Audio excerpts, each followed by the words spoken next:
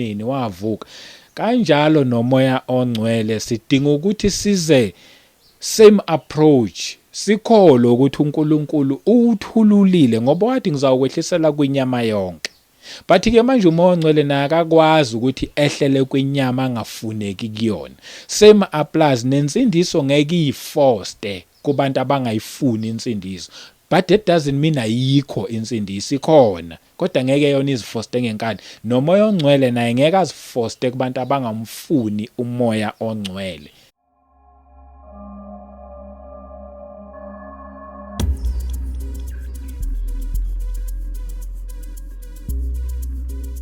Welcome once again kwiKota 2 Media. Igama lami ngumduduzi ngakashabangu. Angibingelele umoya ongcwele okhona phakathi kwethu. Ngibingelele futhi abangcwele kuyindawo zonke la kufinyelela khona le message yeKota 2 Media. La sikhuluma khona indaba ezimnandi, sikhuluma la ngomuntu kanye noNkulunkulu, akukho nje okunye. Mhlawumbe yaqala nje ukuhlana nale channel, hayi awulahlekile, usekhaya impela, usendaweni right kakhulu.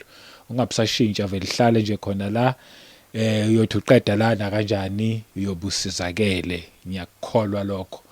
Make ngiqaleke nje ngokubonga abasubscriberyo, ngibonge kakhulu ngokukhulisa le channel. Ngiqhubeke nje lokho nisubscribe kulabo abangaka subscribe. Ngibonge ngama comments enu amahle kuyizindawo zonke, ngiyabonga. Ngiphinde ngibonge futhi ngokulike, ngokushare.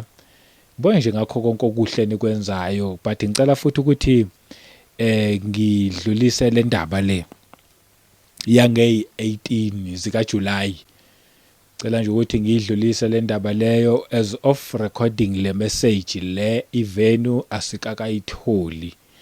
Kodwa siyacela nje kubazalwane bonke ukuthi niqhubeke lokho ni contributor ngoba amavenue avelayo bafuna ama deposit kwezinye indawo, of which imali engakahlangani nayo nokuhlangana ke le ayikakayindawo nje. Like I think abantu abasa contributile njengokurekhoda kwale message aba plus minus 10 impela akakabi nalutho, noma ngathiwa nje hayi nayi ivenue iyavela, asikwazi ngisho ukugijima sihambe sofaka lokho kungasingakufaka ukuze siyibambe leyo venue.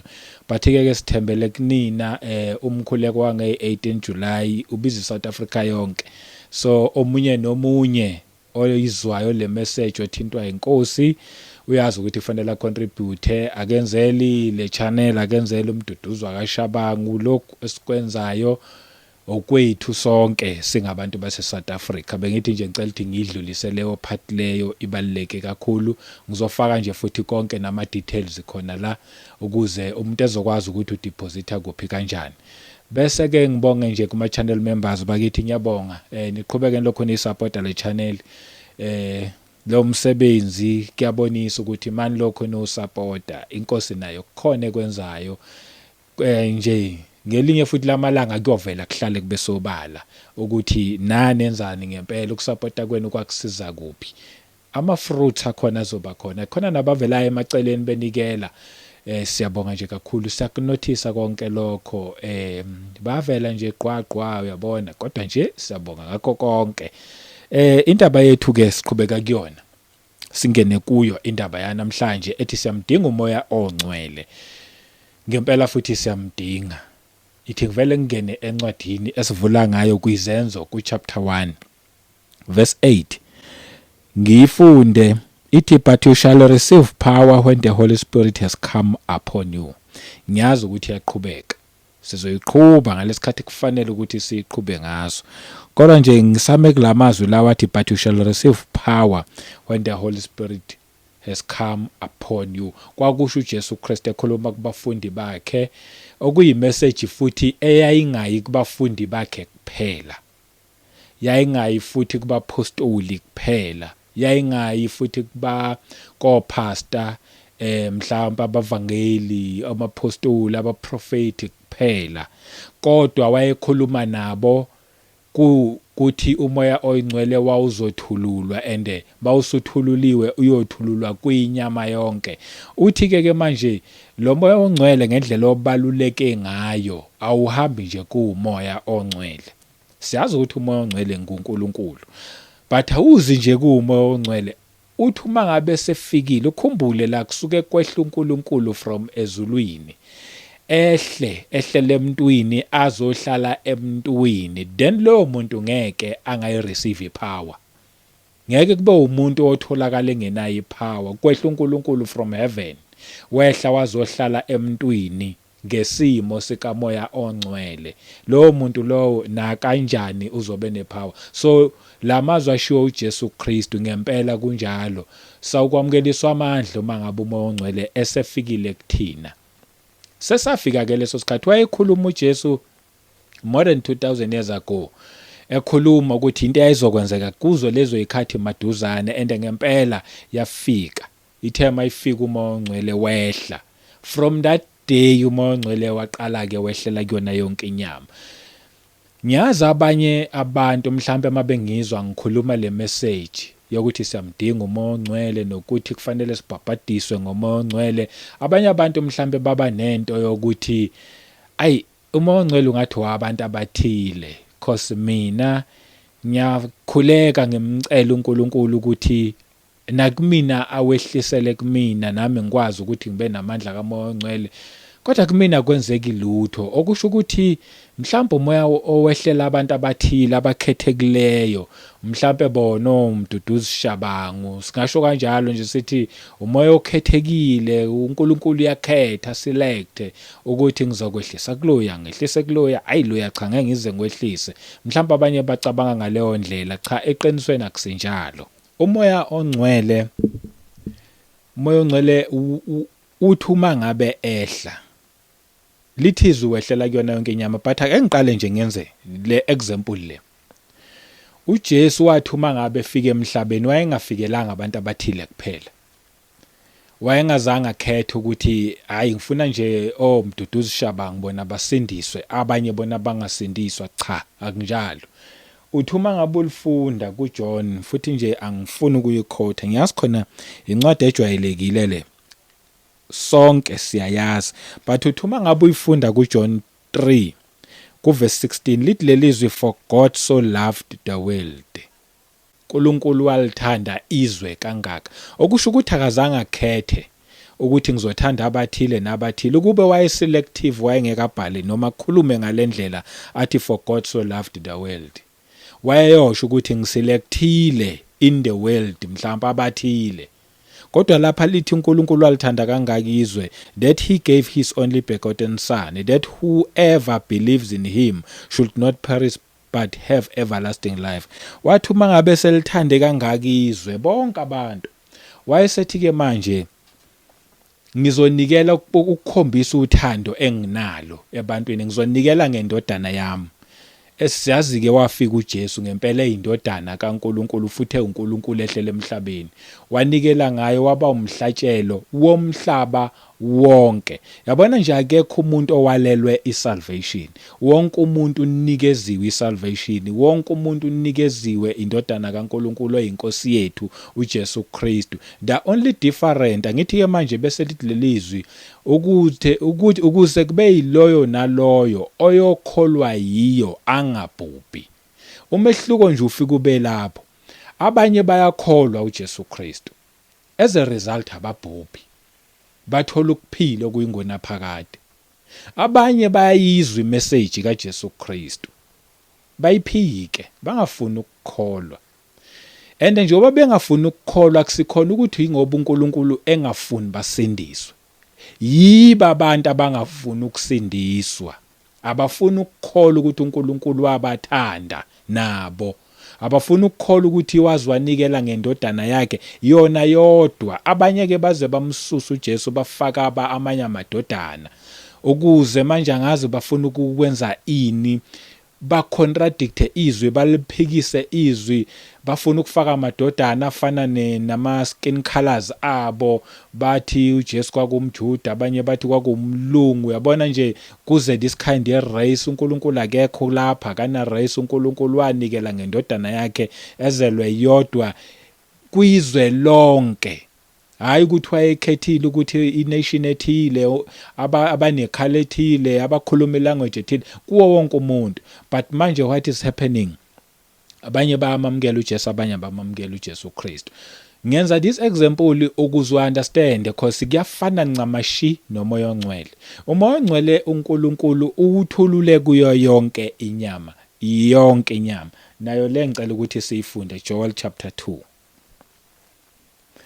Ithi la kimi ngendlela engifunda ngayo ithi and it shall come to pass afterwards. Kwakhuluma umprofeti la ambulelwa into eyayizokwenzeka ngesikhathi esasisazoza ngesikhathi ebhala noma ekhuluma lamazwi lomprofeti. Ethi uNkulunkulu that I will pour out my spirit on all flesh. Ngizakwehlisa umoya wami kusho uNkulunkulu kwinyama yonke. As long as kunomuntu ophila emhlabeni onenyama, shuthi kwinyama yonke lo muntu naye, as long as unenyama nje noma uyinyama wena. On all flesh, your sons and your daughters shall prophesy, your old men shall dream dreams, your young men shall see visions. Omunye mhlawumbe ngathi yebo kwinyama yonke but thina abanye sizisebenzi sizinceku yabo nje abantu abayibukele phansi mhlawumbe but yebo kwinyama yonke but hayi thina. Lalela ku verse 29 ithi and also on my men servants and on my maid servants. Shuthi inceku zabesilisa nabesimame noma izisebenzi zonke zabesilisa nabesimame, I will pour out my spirit in those days. Yazwa nje ngiyakwehlisa umoya wami in those days. Kwahamba ke safika leso sikhathi leso. Njengoba uNkulunkulu wayekhulumile, ithina nje siqamba amanga, uNkulunkulu akawaqamba amanga. Wasigcina lesi sithembiso sakhe ayesenze nomprofeti uJoel. Siyathola kwizenzo ku chapter 2. Wehla umoya ongcwele. Uthe uma ngabe sewehlile umoya ongcwele uyaqhamuka ke uPeter lapha lethi sermon. Ukhuluma lawa amazwi ku verse 17. Equota amazwi kaMprofeti uJoel ukuthi aseyagcwaliseka ke lawa amazwi ayekhuluma ngomprofeti uJoel. Lokhu ayekushilo ukuthi kuzokwenzeka. Sekuyenzeka ke uthini ke ngomlomo wakhe uPeter ekhuluma ngomoya ongcwele. Uthi and it shall come to pass in the last days, says God. Izokikhathi zokugcina lezi. Kushuthi ngesikhathi uNkulunkulu ehlisa umoya ongcwele kubafundi kwakuyikhathi zokugcina. Nalezi zona ikhathi zokugcina. Sikuzwa ke futhi impela ke thina ikhathi zokugcina impela. Uyabona ngendlela okwenzakala ngakhona ukuthi thina nje seyikhathi zokugcina. Lalela ke and it shall come to pass in the last days, says God, that I will pour out my spirit on all flesh. Ngizakwehlisa umoya wami, umoya ongcwele wakhuluma ngawo uNkulunkulu. On all flesh, hayi kubantu abathile kuphela. On all flesh, uyaqhubeka usho lamazwi ayishiwo uProfeti uJoel. Your sons and your daughters shall prophesy, your young men shall see visions, your old men shall dream dreams. But into ebengifuna ukuthi ivele la ukuthi nomoya ongcwele ngokufanayo uJesu kwanikelwa ngaye emhlabeni wonke. Abantu nje abangasindiswa hayi ukuthi ngoba uNkulunkulu engafuni basindiswe, yibo abayikhethela ukuthi abafuni ukusindiswa. Same thing uma when it comes to umoya ongcwele. Wathi uNkulunkulu umoya ongcwele ngizawukwehlisela kwenyama yonke, hayi kubantu abathile. Akusizo lezi indaba nje zokuthi brother Mduduze ezabo lezi thina mfana ayingeke kuze kwenzeke kuthini. Cha, on all flesh. Okusho ukuthi ubani onenkinga phakathi kaNkulunkulu nomuntu? Kushuthi umuntu onenkinga ngoba uNkulunkulu wakhuluma ngomlomo kaMprofeti uJoel, wasigcina isethembiso. Ngempela kwenzeka nakho siyafunda ngekhathi zabapostoli bakaJesu Kristu. Kwaqhubeka ke up until today. uNkulunkulu ke akalenzi iphutha, akawakhuluma amanga. Ngempela uNkulunkulu uwehlisile umoya ongcwele kwinyama yonke. Into esele nje iyodwa ukuthi omunye nomunye amkele umoya ongcwele. Wona wehlisiwe. Fana nje ncamashini insindiso. Insindiso yona ilethiwe kumhlaba wonke. Iwundlu lahlatshwa ngegazi lalelo wundlu, izono zabantu zonke ithethelelwe. Sekusele nje ukuthi umuntu yena yedwa avume ukuthi ngempela izono zami zathethelelwa, bese eyakuconfessa lokho ngomlomo wakhe ukuthi uJesu uyinkosi nomsindisi okuphela kwakhe. Kuphelele lapho akholwe ukuthi akholwe ngenhliziyo yakhe ukuthi uNkulunkulu wamvusa ngempela, ukhona uyaphila, wamvusa akazange aphelele ethuneni, wavuka. Kanjalo nomoya ongcwele sidinga ukuthi size same approach, sikholwe ukuthi uNkulunkulu uthululile ngoba wathi ngizawukwehlisela kwinyama yonke. But ke manje umoya ongcwele naye akakwazi ukuthi ehlele kwinyama angafuneki kuyona. Same applies nensindiso ngeke iforced kubantu abangayifuni insindiso.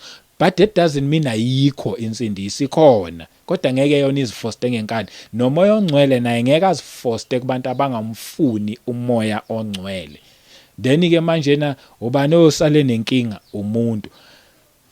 Ngiletha le ndaba ngoba ngifuna ukuthi kuvele ukuthi akukhethiwe, uNkulunkulu akazange akhethe. Nezwi nje noma ulifunda lithi uNkulunkulu akayi ngobuso bomuntu. Akakhethile, udinga nje kuphela inhliziyo evumayo. Udinga umlomo nje okuconfessayo ukuthi ngiyamfuna nami umoya ongcwele, ngigcwaliswe ngomoya ongcwele. Ngoba lithi izwi kanti wehlele kwinyama yonke, then unawe uzibuza ukuthi kimina kwala kuphike. Okusho ukuthi khona lapho kwala khona kuwena umuntu wedwa. Angithi ke manje zama ukuthi size nesolution la ukuze kungabi nomuntu osala ngaphandle.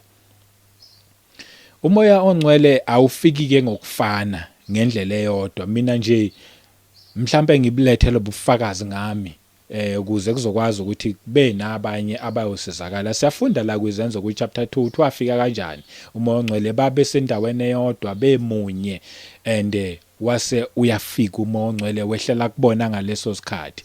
But mina ngangekho endaweni mhlambe lapho kungizothi sasisonke khona sidumisa sikhonza, cha, ngangingekho lapho. Kumina kwenzakala ngenye indlela. Ngiyabuletha nje lofakazi, ngiyakholwa ukuthi omunye la uzokhona ukuthi asizakale because uNkulunkulu akanayo indlela eyodwa yokusebenza, usebenza ngendlela eziningi ezahlukene. Kimina kwafika kuyiphupho kimina elathi maselifikile futhi ngahlupheka ngalo kakhulu ukuthi belichaza ukuthini until ngaze ngathola ukuthi belichaza ukuthini. Ngiyambonga nje uNkulunkulu ukuthi uthi uma ngabe ewenza lo msebenzi emntwini usuke sekune somebody amprepareile somewhere ukuthi ke manje uma ngabe wena sewugcwalisiwe ngomoya ongcwele uthi usathi sadidekile ukuthi yini lento eyenzakala kumina, uNkulunkulu bese kudirector kulowo muntu oyokwazi ukukusiza ukuthi hayi lento eyenzakala kuwena wawugcwaliswa ngomoya ongcwele. Right, mina ngangiphupha kule ndawo esasikuyona futhi ngangengedwa ngoba kwakukhona nabanye noma ngangingazi ukuthi kwakubani, but sasibhabhadiswa emanzini. Kwakuyibaptism nje leyana, ufika ungena emanzini bhabhadiswe bese yaphuma, mawuqeda ukuphuma bese umalanga phandle ugqokiswe. Yinto eyenzakala kumina leyo. Akusikho oqala futhi ngibuletha lobufakazi futhi nje ngiyakholda akusikhona futhi okugcina as long ngisaphila ufakazi lo bengiyobe ngilo nje ngibulethile. Emveni kokuba sengiqedile ukubhabhadiswa lapha ephusheni ngagqokiswa and then ngase ngiyabona ngayibona inkosi. Ngizoqhubeka ke basilokhu siya nje ngilongiletha le ndaba okwenzeka ngaleso sikhathi. Mhlambe futhi uphinde ubuyele back ukwazi ukuthi uthole ngoba ngiphinde ngabuletha lobufakazi. But into engifuna ukuyiletha la today ukuthi mina ngamukela kuqala uJesu because iyona foundation yokuqala leyo. Like ngeke umoya ongcwele ehlele kumuntu engamamkelanga uJesu Kristu. Kwafanele ukuthi ngimamkele. Kwaku 2003 mangamukela uJesu Kristu, ngangisemsebenzini not even nasesontweni, into zami nje uNkulunkulu nje mina uzenza nje. Ngangisemsebenzini ngenza security night shift, ngabo 6 nje nangumjito uyangena lapho uzongitshela ngoJesu kanti nenhliziyo yami siyavuma ngamukela uJesu. 2003, 2004, 5 ithema zithi 2005 angakazi lutho, neBhayibheli angakazi lutho futhi nje ngezwa sengimamkelile uJesu ukuthi uyinkosi nomsindisi wokuphila kwami. Impilo yami nje yashintsha. Kuningi okwenzakala empilweni yami lokho ukuthi ngangithi nje noma ngihambela ngangizwa ukuthi nginoNkulunkulu, even though izinto eziningi ngangakayiyeki zasangihlula ukuyeka. Kuningi engangakakeki, ukhumbule phela ezweni senza yonke into. So nje but ngangizwa ukuthi nginoNkulunkulu, ngihamba noNkulunkulu, and futhi wayengiconfirmela ngendlela eyisimangaliso impela emsebenzini in such a way yokuthi ngiyakhumbula omunye kuningi nje yazi mangabe usuthola inkosi uzobona man uzoqala bese kuba nama attack mawamukela uJesu Kristu. Aqala nakumina ama attack aqhamuka kwanabantu abazamayo mhlawumbe ukungixoshisa emsebenzini or ngishintshwe emasayitini. Hayi uNkulunkulu nje wangimela until someone ngiyakhumbula efika kumina ngisepostini, bayaza ba ama security khona nama post lapho ubekwe lapha epostini yakho.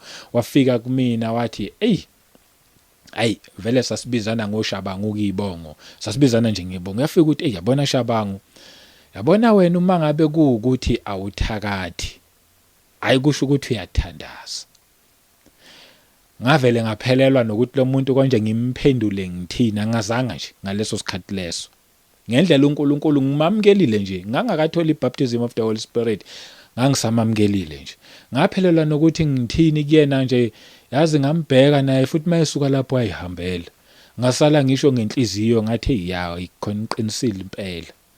Ukuthakatha khona ngithakatha ngoba umuthi into engingayazi nje mina umuthi vele into engangayithandi ngisakhula. Kodwa ukuthandaza uqinisile ngiyathandaza. Ngase ngiyibuza ukuthi azaza akhulume kanje ubonani lo muntu. Hayi but angizange ngimlandelele mina ngayeka ngavele ngathi hayi okusobala khona akubonayo. Well kuningi abanye sebeqhamuka emaceleni ukuthi hey wena ini asiphume kuleyo ndaba le.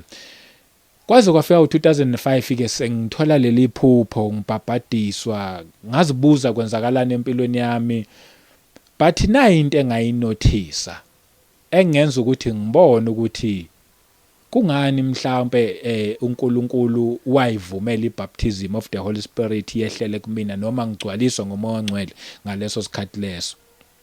Ngangisacula hip hop no kwaito ngaleso sikhathi. Igroup enganginayo ngaleso sikhathi ngiyakhumbula bengilanda beza kumina bethi yazini ukuze sokwazi ukuthi siphumelele kulo music esiwenzayo. Khona umama esesimtholile la. Uthi angasilungisela senzela sihlanganisele izinto but kufanele size siphelele siyigroup. Kungabi nosala ngaphandle. Ngathi mina guys seniyazi ngisindisiwe, yebo ngisawucula lo music kodwa ngisindisiwe. So angeke ngize ngiye lapha, zikho izinto ezifana nalezo engizozenza. Lokho kwenza ukuthi ngcine sengithi ngenxa yepressure engangiyithola ngcine sengithi mina ke no music sengiyawuyeka ke. Nganguyekiswa yini ukuthi manje ipressure ukuthi kufanele sihambe soqina into ezifana nalezo kusho ukuthi kumele sihambe soqina ukuze sokwazi ukuthi lo music uphumelele.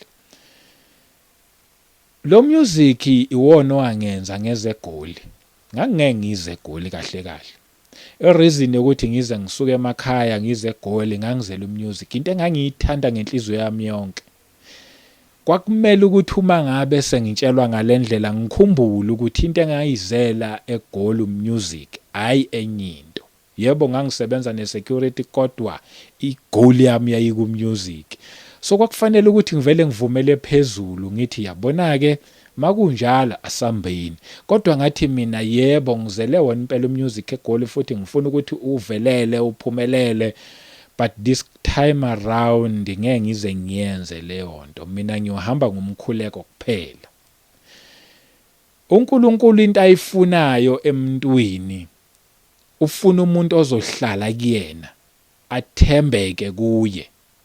uNkulunkulu ufuna umuntu okuthi kumele kube nezimo, ngisho ngalendlela ngithi kumele kube nezimo ezithile ezizothi mayifika kuwena zilethe ipressure kuwena, zizelani lezo zimo lezo, zizela ukuzotesta noma ukuzobheka ukuthi ngempela lo Jesu uthi uyamlandela, umlandela ngempela yini noma uhleli ngesinqa sisodwa uyadlula. Abantu abaningi bamamkela uJesu Kristu waba inkosi nomsindisi wokuphila kwabo. Then izabafikela izimo ngoba ngeke ifike kimina zakwafika lo ngalendlela engichaze ngayo, komunye ngeke kufike into efanayo. Zabafikela abantu izimo, ipressure yokuhamba bayoconsult besindisiwe. uNkulunkulu efuna ukuthi manje bagcwaliswe ngomoya ongcwele. Le pressure kwakuzothesta ukuthi wena ke ngempela uhleli kuJesu nama uhleli then uzoyithola usugcwaliswa ngomoya ongcwele.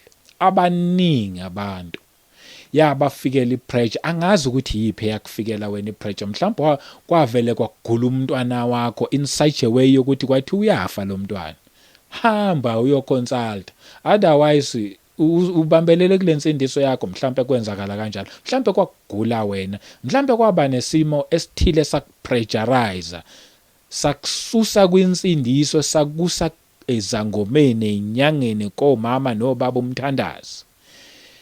As a result kwadelaya umoya oyingcwele ukuthi wehlele kuwena. Kwakufanele ukuthi sifike leso simo, but nawe kwakufanele ukuthi uhlale uthembeke kuNkulunkulu.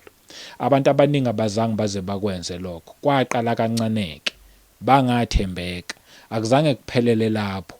Njalo ke lezi zimo lezi eziyipressure zihlala kancane kancane ivele, ngoba uNkulunkulu njalo mayefuna ukuletha isibusiso, yabona ngesizulu kuyaye kuthiwe mangabe sekuzosa kuba mnyama kakhulu.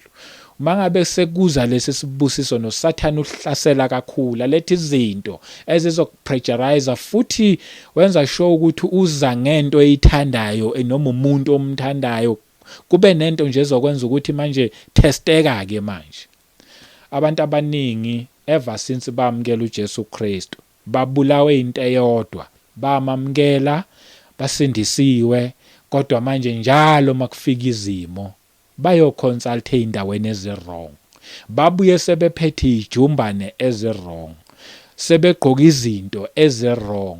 That's why umoya ongcwele akakwazi ukwehlela kubona. Ukhumbule umoya ongcwele ungcwele, nguNkulunkulu lo ungcwele, manje akakwazi ukwehlela endaweni esenezinto ezimbi okufanele ithintithwe isuke emntwini, futhi akakwazi ukuyifoster ngenkani ebantwini. Uyamlinda umuntu aze umuntu avume, then uma ngabe sevuma umuntu, then umoya ongcwele uzakwehlela kulowo muntu. Abantu abaningi babambezelwe yilokho, hayi ukuthi ngoba uNkulunkulu akafuni ukuthi bayithole this baptism of the Holy Spirit.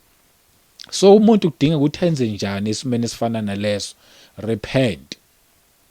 Otherwise ngoba abantu balokhu bayasindiswa nawe again, uyogcina wena uba ile type le ebasesontweni ethi mina ngina 40 years, ngina 30 years, ngina 25 years ngila esontweni, ngeke ngitshele umuntu ofika izolo. Uyogcina uba ileyo type leyo, ngeke ngitshele umntwana, kanti lo mntwana wamkela uJesu Kristu, wathembeka kuJesu, wena wamamkela wangathembeka. Uyogcina uba ile type lena ebambelela ngeminyaka, ngineminyaka emingaka, yebo una 40 years, yebo una 35 years, but ungathembekile. Kanti bekumele ube naleyo minyaka leyo ubuqhubeka uthembeka. Kuyahlalwa kuJesu Kristu, uthembeke naye uzothembeka kuwena, kumuntu othembekile kuyena.